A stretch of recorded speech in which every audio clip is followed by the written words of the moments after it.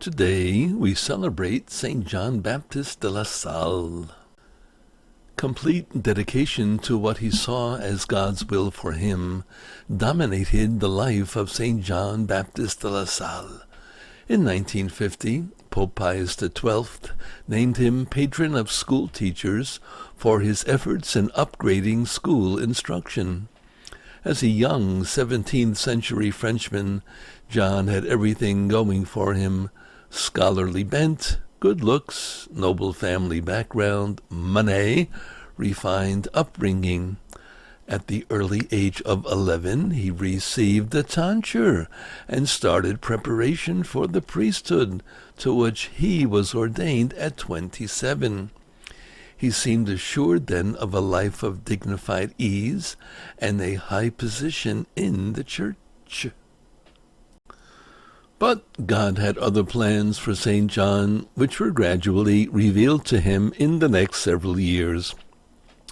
During a chance meeting with Monsieur Adrien Niel, he became interested in the creation of schools for poor boys in Reims, where he was stationed. Though the work was extremely distasteful to him at first, he became more involved in working with the deprived youths. Once convinced that this was his divinely appointed mission, John threw himself wholeheartedly into the work, left home and family, abandoned his position as canon at Reims, gave away his fortune, and reduced himself to the level of the poor, to whom he devoted his entire life. The remainder of his life was closely entwined with the community of religious men he founded, the Brothers of the Christian School, also called Christian Brothers or De La Salle Brothers. This community grew rapidly and was successful in educating boys of poor families using methods designed by John. It prepared teachers in the first training college for teachers, and also set up homes and schools for young delinquents of wealthy families. The motivating element in all these endeavors was the desire to become a good Christian.